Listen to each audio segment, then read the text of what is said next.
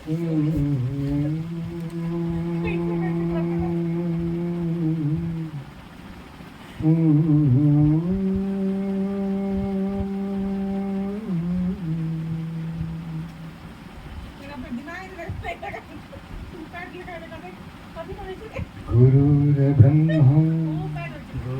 गुरुर्विष्णु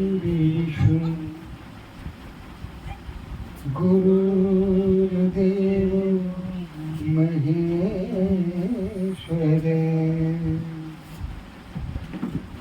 गुरुं साक्षात् परब्रह्म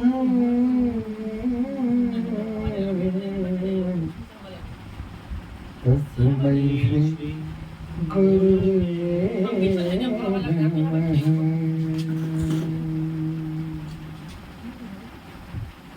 यन्मायावशवर्ति विश्वमखिलं ब्रह्मादिदेवासुरा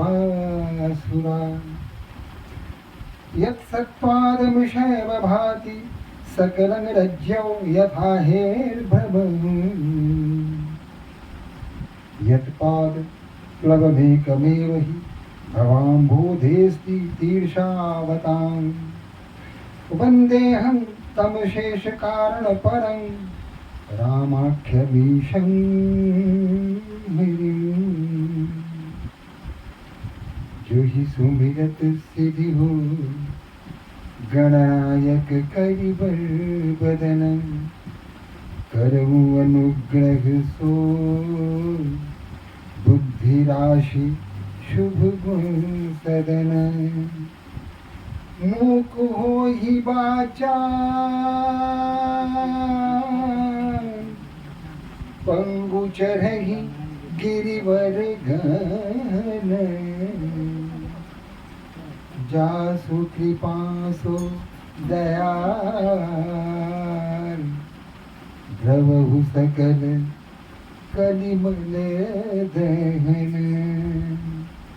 बंदों गुरुपद कंज कृपा सिंधु नर रूप हर महामोह तम पुंज जासु बचन रवि कर निकर बंदों गुरुपद पदुम परागा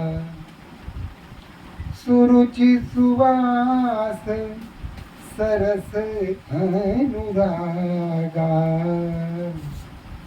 अमिय मूरि वै चूरण चारु समन सकल भव रुज परिवारु सुकृत शंभु तन विमल विभूति मंजुल मंगल मोद प्रसूति जन मन मंजु मुकुर मलहरणी किए तिलक गुण गण बस करणी श्री गुरुपद नख मणि गण ज्योति सुमिरत दिव्य दृष्टि होती धरण मोहतम सुप्रकाशु सुमिरत बड़े भाग उर आवई जासु। एक बार बोली भगवान श्री रामचंद्र की जय, पवन सुत हनुमान की जय, उमापति महादेव की जय, जगत जननी अम्बे की जय हो, वृंदावन बिहारी लाल की जय। जय जय श्री राम।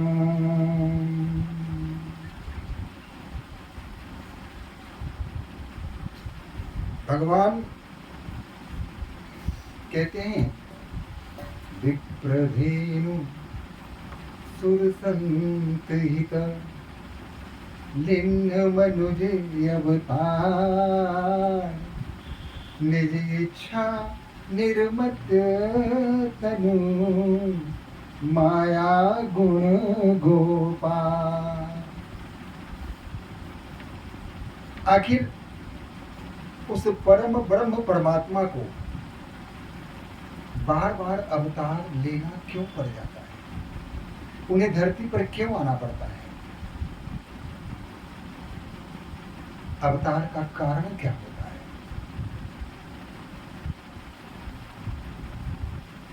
गोस्वामी जी ने कहा है, जब जब होई धर्म के हानि, बारही असुर अधम अभिमानी, तब तब प्रभु धरी विविध शरीरा, हरि कृपा निधि सज्जन पीड़ा। जब इस चतुर्दिक अधर्म फैल जाता है, सज्जनों का, साधुओं का, संतों का जीना कठिन हो जाता है, लोग अपनी दिनचर्या को ठीक से निर्वहन नहीं कर पाते, पूजा पाठ नहीं कर पाते, सदकार्य नहीं कर पाते, यज्ञ आदि नहीं कर पाते, हरि गुण गान नहीं कर पाते, राम कथा नहीं कर पाते, न सुन पाते। जब चतुर्दिक राक्षसी प्रवृत्ति भारी पड़ जाती है मनुष्यता के ऊपर, तो ऐसी स्थिति बन जाती है कि भगवान स्वयं धरती पर अवतरित लेते हैं। भगवान श्री कृष्ण ने गीता में कहा है, यदा यदा हि धर्मस्य ग्लानिर्भवति भारत, अभित्थानम् अधर्मस्य तदात्मानं सृजाम्यहम्, परित्राणाय साधूनां विनाशाय च दुष्कृतां, धर्म संस्थापनार्थाय संभवामि युगे युगे। जब चतुर्दिक जब जब हुई धर्म के हानि, जब धर्म पर संकट आ जाता है, धार्मिक लोगों का जीना कठिन हो जाता है, जब दानवी प्रवृत्ति, आसुरी प्रवृत्ति चतुर्दिक व्याप्त हो जाती है, संतों का, सामान्य लोगों का जीना कठिन हो जाता है, तो परित्राणाय साधूनां, तो उन साधुओं के कल्याण के लिए, उनकी रक्षा के लिए, विनाशाय च दुष्कृताम, और उनके जो कुकृत्य हैं उसको समाप्त करने के लिए, संभवामि युगे युगे, हम प्रत्येक युग में संभव होकर के, यानी पृथ्वी पर आते हैं अवतार के रूप में, और उन दुष्टों का, उन राक्षसों का, उन दानवी प्रवृत्ति का हम अंत करते हैं और साधुओं के कल्याण के लिए कार्य करते हैं। ईश्वर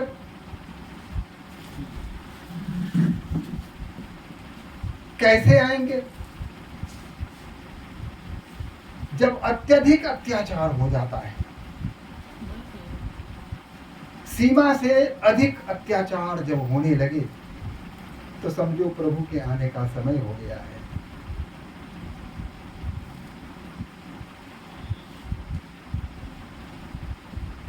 जब आसुरी प्रवृत्ति बढ़ गई, रावण जैसे, हिरण्याक्ष जैसे, हिरण्यकश्यपु जैसे, ऐसे दुर्दांत अपराधी, ऐसे दुर्दांत राक्षसी प्रवृत्ति वाले जब चारों तरफ अत्याचार करने लगे,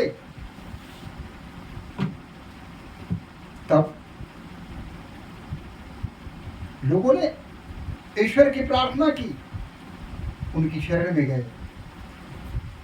जय जय सूरनायक जन सुखदायक, प्रणत पाल भगवंता, गोद्विज हितकारी जय असुरारी, सिंधु सुता प्रियकंता। हे देवताओं के नायक, हे देवाधिदेव, हे त्रिलोक्य स्वामी, अब आपका अवतरण लेना अत्यंत आवश्यक हो गया है, क्योंकि यज्ञ आदि के जो कार्य हैं उसमें बार बार विघ्न बाधाएं उपस्थित की जा रही हैं। लोग सामान्य जीवन जीने में असमर्थ हो रहे हैं।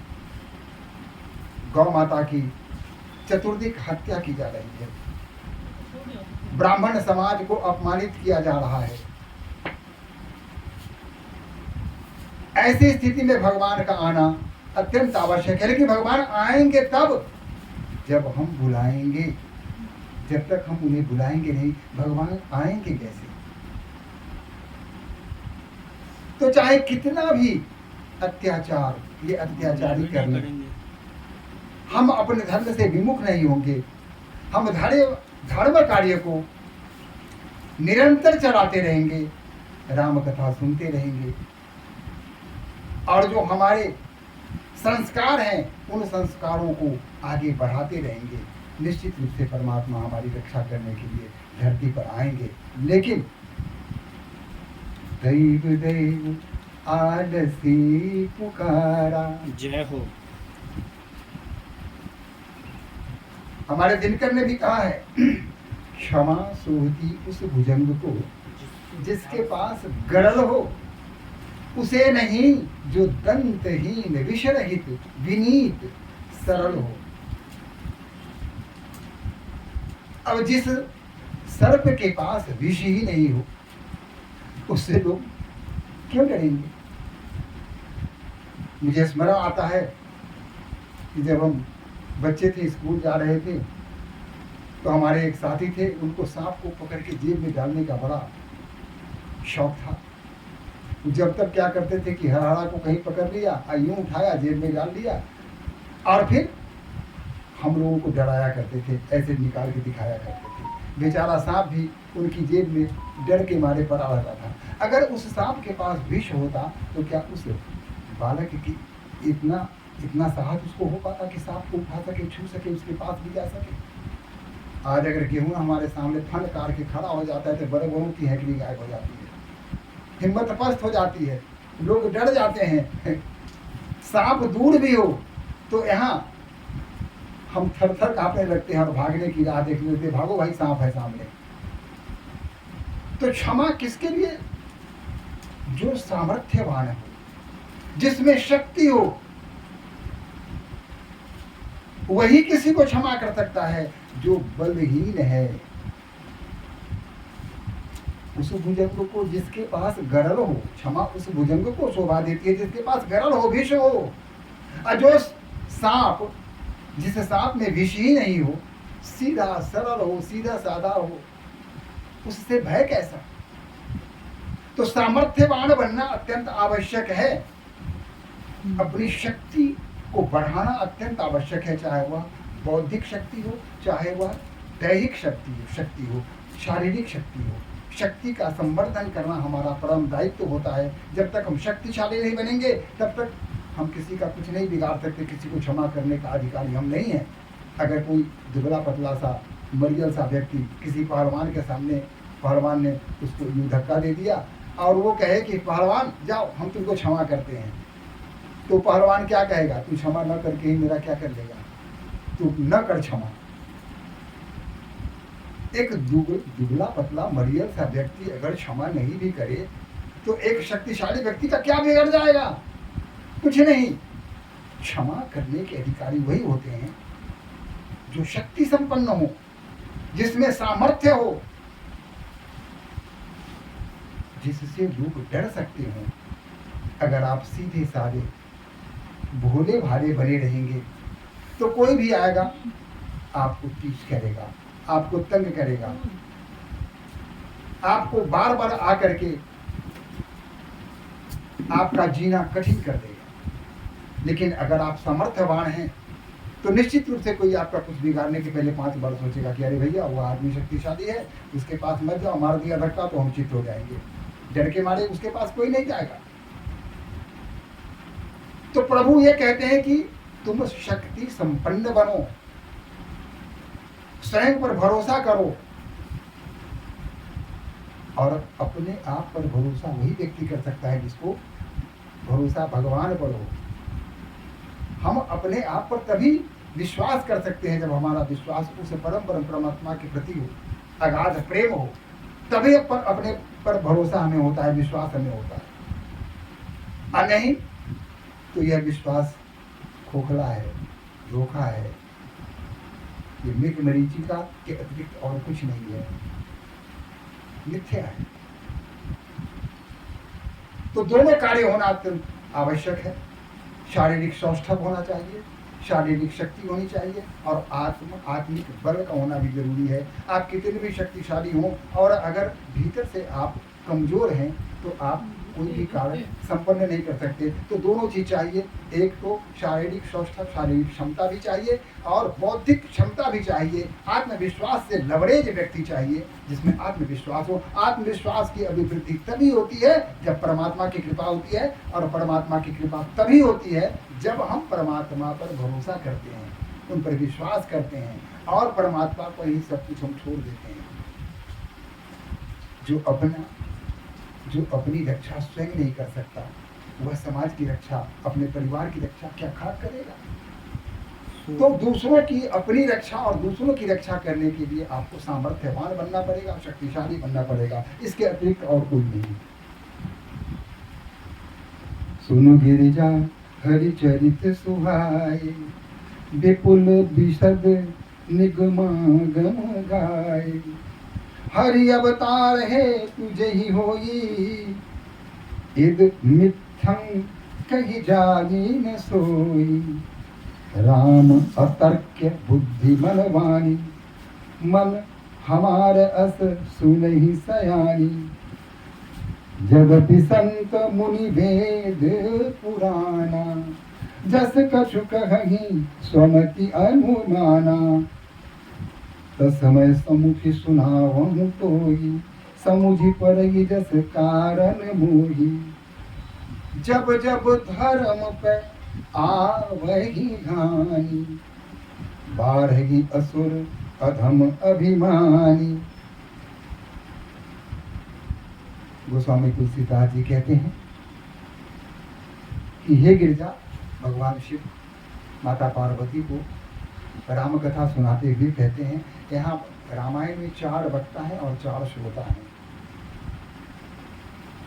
यहाँ काकभूषुंडी जी वक्ता हैं, तो गरुड़ श्रोता है। याज्ञवल्क्य जी वक्ता हैं, तो श्रोता कौन है? मैत्रेय। यहाँ शिव वक्ता है, तो श्रोता है पार्वती माता। और चौथे वक्ता स्वयं गोस्वामी तुलसीदास जी हैं। वक्ता और श्रोता हम सभी हैं। तो 4 वक्ता 4 श्रोता इसमें हैं। तो यहाँ सुन गिरिजा हरिचरित सुहाए, एक पार्वती हरिचरित सुहाए, विपुल विशद निगमागम गाए। हरिचरित के संबंध में विस्तार रूप से निगम आगम ने इसका वर्णन किया है।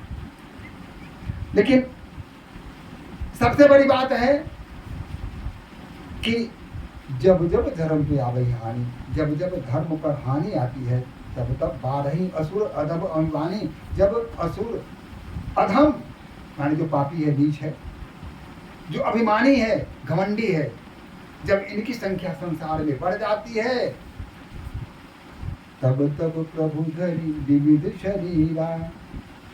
विविध शरीरा कैसे? कभी राम बन के, कभी श्याम बन के चले आना, प्रभु जी चले आना। भक्त इसी गीत को गाते हैं, कभी राम बन के, कभी श्याम बन के चले आना, प्रभु जी चले आना। चले आना प्रभु जी चले आना, हो चले आना प्रभु जी चले आना। कभी राम बन के, कभी श्याम बन के चले आना, प्रभु जी चले आना। ऐसे ही नहीं है प्रभु, जब राम भर के आना तो ऐसे ही मत आ जाना। तुम राम रूप में आना, हे प्रभु जब राम रूप में आना तो तुम राम रूप में आना। तो तो ऐसी माता ना कैसे आओगे? सीता साथ लेके, माता शक्ति स्वरूपा माता जानकी को भी साथ लाना, और धनुष हाथ लेके, खाली हाथ आने की आवश्यकता नहीं है, क्योंकि 12 असुर अधम अभिमानी, चारों तरफ असुर बढ़ गए हैं, वो नीच पापी, वे अभिमानी बढ़ गए हैं, इसके लिए धनुषवान का होना अत्यंत आवश्यक है।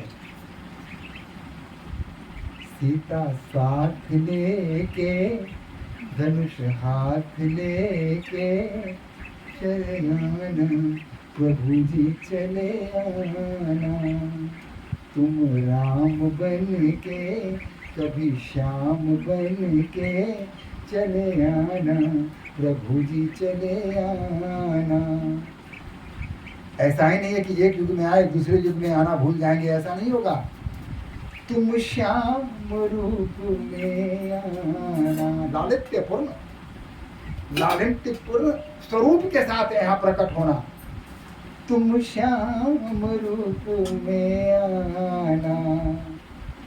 लेकिन राधा साथ लेके, प्रेम की प्रतीक राधिका रानी, राधा रानी, राधे राधे, उनको साथ लाना, राधा साथ लेके, और मुरली नहीं, सुदर्शन हाथ लेके चले आना, प्रभु जी चले आना। अगर सुदर्शन नहीं लाते तो जयद्रथ का वध कैसे करते?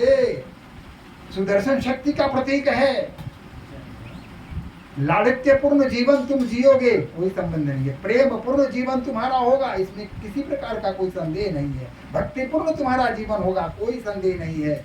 लेकिन वीरता से परिपूर्ण अगर जीवन में थोड़ी सी भी कमी रह गई तो असुरों की जो वो बाढ़ आई हुई है, उनका जो अत्याचार बढ़ रहा है, सज्जनों का जीना जो कठिन हो रहा है, वह वैसे ही बना रहेगा। चक्र हाथ लेके चले आना, प्रभु जी चले आना। ऐसे ही नहीं, और शिव के रूप में तो आप विद्यमान हैं ही, लेकिन जब जब आपका आगमन होगा पृथ्वी पर, अगर आप उतरेंगे कैलाश से, कभी आएंगे, कभी वैकुंठ से आएंगे, तो निशस्त्र नहीं आएंगे, शस्त्र के साथ आएंगे, शक्ति संपन्न होकर आएंगे, ताकि आपकी शक्ति से हम प्रेरणा लें और स्वयं शक्तिशाली बनने का प्रयास करें। हम अवश्य न हो, हमारे मन में कभी यह विचार ना आए कि अब हम क्या करें। हम सामर्थ्यवान हो, जिसके प्रभु सामर्थ्यवान हैं, सर्वशक्तिमान हैं, उनके भक्तों को भला भक्त भय कैसा, असुरक्षा का भाव कैसा। जो सर्वशक्तिमान है उसका जो भक्त होगा वह भी सर्वशक्तिमान होगा, शक्ति संपन्न होगा, वह किसी से डरेगा नहीं, चाहे कोई भी सामने आ जाए। तुम शंकर रूप में आना, प्रभु शिव रूप में आना। उस शंकर के साथ जो शिव रूप होता है, शंकर और शिव शब्द का देखिए, शिव जो संपूर्ण जगत का कल्याण करने की शक्ति जिसमें हो, उसे शिव कहते हैं। शिव माने कल्याणकारी। तुम शंकर रूप में आना, और ऐसे ही मत आना, गौरा साथ लेके, माता पार्वती को भी साथ लाना। माता पार्वती स्वयं अकेली नहीं है, उनके एक रूप नहीं है, उनके अनेक रूप हैं। कभी वो काली का रूप धारण करती हैं तो संहार कर देती हैं, दुर्गा का रूप जब लेती हैं तो महिषासुर का संहार कर देती हैं। उन्हें आप लाएंगे तो शक्ति, शिव शक्ति, शिव अगर आते हैं, शक्ति नहीं आती है तो कुछ कमी रह जाएगी। तो हे शिव आप आओ, शक्ति को साथ लाओ। गौरा साथ लेके, अशक्ति त्रिशूल हाथ लेके चले आना, प्रभु जी चले आना। कभी राम बन के कभी श्याम बन के चले आना प्रभु जी चले आना, हो चले आना प्रभु जी चले आना, चले आना प्रभु जी चले आना, कभी राम बन के कभी श्याम बन के चले आना प्रभु जी चले आना। तब तब प्रभु धरी विविध शरीरा, हरहि कृपा निधि सज्जन पीरा, असुर मारि थापहि सुरह राखहि निज श्रुत सेतु, जग विस्तार ही विशद जस राम जन्म कर हेतु। असुरों को मारकर, और सुरहु जो देवता हैं, नर हैं, ऋषि मुनि हैं, सबको वेदों की सबकी रक्षा करते हैं, और तब भगवान श्री राम जन्म लेते हैं, भगवान श्री कृष्ण जन्म लेते हैं, शिव तांडव करते हैं। सोई जस गाई भगत भव तरही, तो उनके यश को गाने से जो सामान्य लोग हैं वो संसार के इस भव सागर को पार कर जाते हैं। कृपा सिंधु जनहित तनु धरहि,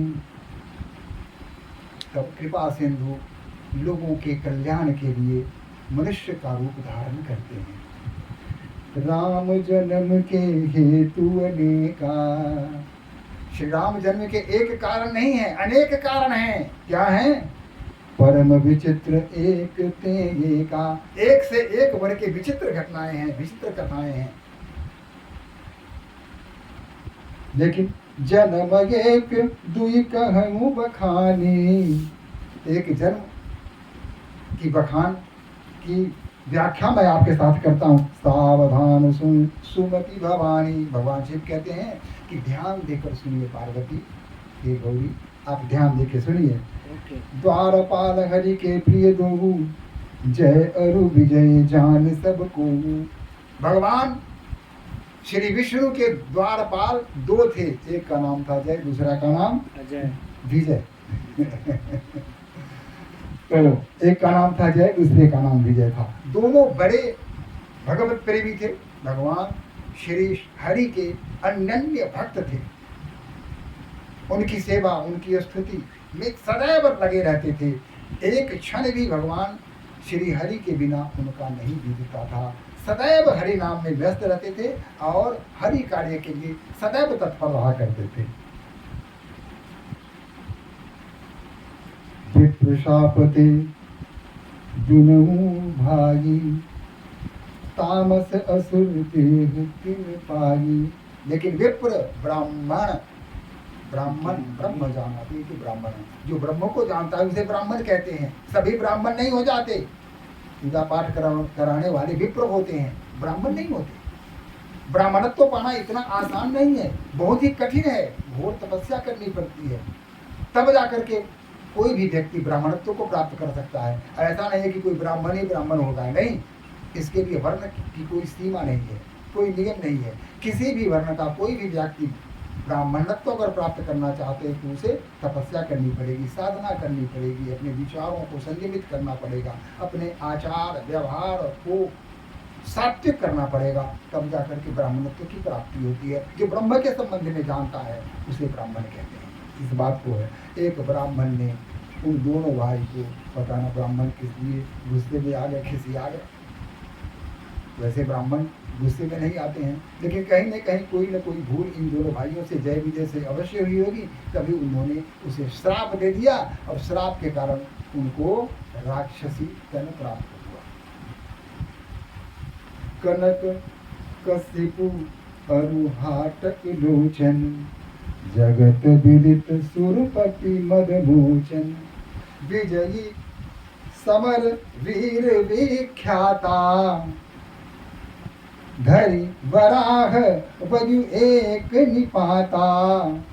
होई नरहरि दूसर पुनि मारा, जन प्रहलाद सुजस विस्तारा।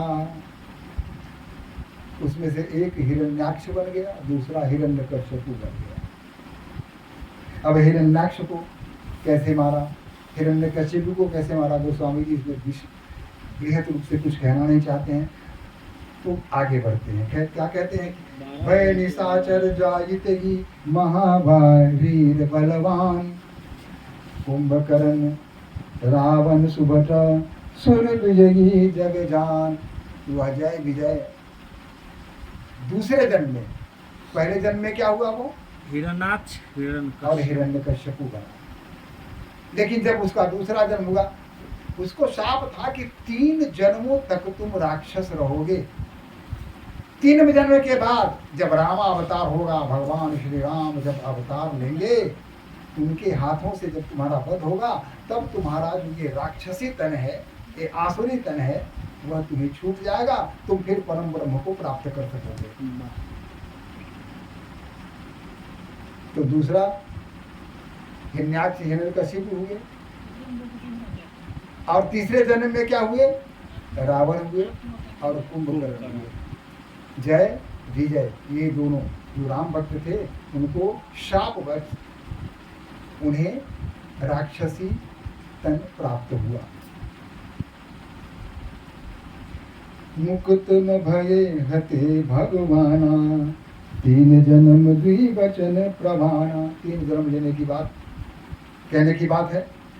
एक बार तिनके हित लागी, धरयु शरीर भगत अनुरागी। और अपने भक्तों के हित के लिए, हालांकि उन्होंने शापवश आसुरी तन, आसुरी शरीर उन्हें प्राप्त हुई थी, तो उसको उद्धार करने के लिए भगवान मनुष्य या विभिन्न रूप में अपने आप को अवतरित करते हैं और उसको मोक्ष की प्राप्ति दिलवाते हैं, मोक्ष दिलवाते हैं।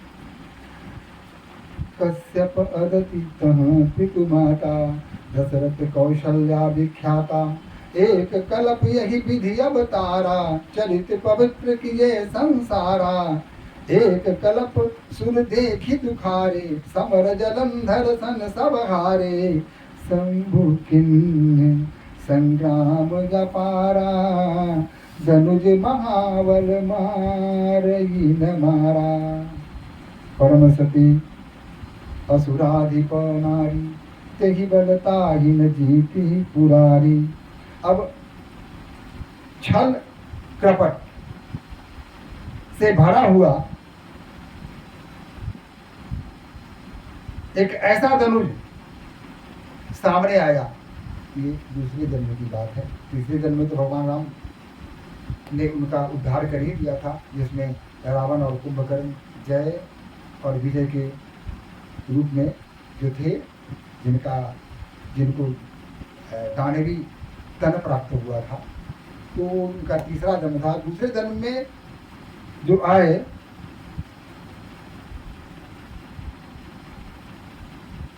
तो उस समय भगवान शिव ने उसको मारने का प्रयास किया। तो इस तरह अगली कथा फिर कल बढ़ाएंगे। आज ही अगर सारा हो जाए तो फिर कल क्या होगा। तो चलिए आगे हम इनके तीनों जन्मों का विस्तृत रूप से विवेचना करेंगे, आपके सामने रखेंगे। जय और विजय के तीनों जन्म में, और किस प्रकार तीनों जन्म में उद्धार करने के लिए भगवान ने मानव शरीर या विविध शरीर को धारण करके उसका उद्धार करने का प्रयास किया। तो भक्तों के लिए भगवान धरती पर अवतर होते हैं।